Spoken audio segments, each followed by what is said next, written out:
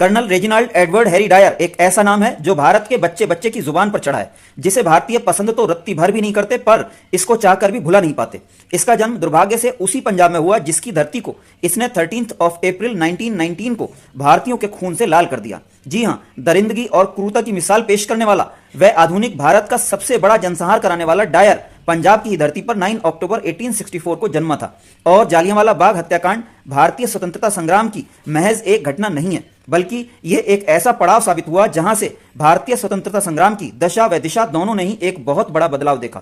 पर इस वीडियो में हम सिर्फ और सिर्फ डायर की बात करेंगे, और वो भी सिर्फ जालियांवाला बाग हत्याकांड के बाद से उसकी मृत्यु तक की। मूलतः कर्नल रैंकधारी डायर को अस्थायी तौर पर ब्रिगेडियर जनरल की रैंक प्रदान की गई थी और अमृतसर की कानून व्यवस्था को संभालने की जिम्मेदारी मिली थी।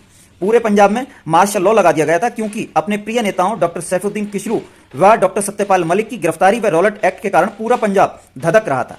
ऐसे में 13 अप्रैल के जालियांवाला नरसंहार ने इस आग को सिर्फ और बढ़ाने यानी हवा देने का काम किया।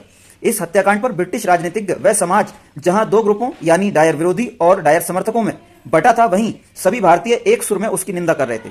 इसीलिए युद्ध मंत्री चर्चिल की अध्यक्षता वाली आर्मी काउंसिल ने उसको बिना कोई सजा दिए अपने पद से त्यागपत्र देने का मौका दिया। एक अखबार द मॉर्निंग पोस्ट ने उसके लिए बहुत सा धन चंदे के द्वारा इकट्ठा किया, जिसके अधिकतर दानकर्ता भारत में तैनात सैन्य व अन्य अधिकारी थे। इसी धन से डायर ने एक विशाल फार्म हाउस खरीदा और शेष जीवन लगभग वहीं बिताया। महिलाओं के एक संगठन ने भी उसको सम्मानित किया और उसको यूरोपीय महिलाओं की रक्षा करने वाले एक हीरो का दर्जा दिया। हालांकि ब्रिटिश संसद के द्वारा उसके कृत्य को अवैधानिक या अनुचित ही घोषित किया गया। साथ ही विद्वान व दूरदर्शी ब्रिटिशर्स का मानना था कि इस हत्याकांड ने व हत्याकांड के बाद के ब्रिटिश व्यवहार ने भारतीयों के मन में ब्रिटिश न्याय व्यवस्था व नैतिकता के प्रति आदर सम्मान व विश्वास को समाप्त कर दिया, और भारतीय ब्रिटिशर्स को भी अन्य विदेशी आक्रांताओं के जैसे समझने लगे, जिनसे शीघ्र अतिशीघ्र आजाद होना एक राष्ट्रीय कर्तव्य बन गया। कहना अनुचित न होगा कि इल्बर्ट बिल, प्रथम विश्व युद्ध की वादाखिलाफी और रॉलेट एक्ट के साथ ही यह जनसंहार भारतीय स्वतंत्रता आंदोलन को गति देने वाला एक बहुत ही शक्तिशाली कारण बना, और इसके केंद्र में था डायर, जिसके खुद के अंतिम दिन भी बड़े कष्टों में गुजरे। द बचर ऑफ अमृतसर के नाम से जाने जाने वाले डायर की मृत्यु 23 जुलाई 1927 को इंग्लैंड में हुई, किंतु मृत्यु से पहले उसे भयानक दर्द तकलीफों का सामना करना पड़ा। पैरालिसिस के अटैक से जहां उसकी बोलने की क्षमता ही खत्म हो गई, वहीं उसे धमनियों में अकड़न वाली भयंकर पीड़ादायक बीमारी हुई।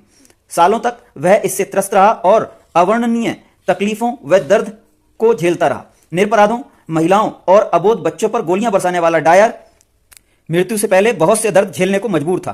अंत में सेरिब्रल हेमोरेज यानी मस्तिष्क रक्तस्राव से उसकी मृत्यु हुई। मृत्यु से पूर्व उसने जालियांवाला कांड पर एक बयान दिया, जिसमें उसने अपने कृत्य का मूल्यांकन ईश्वर पर छोड़ते हुए अंतिम फैसले की अपेक्षा की।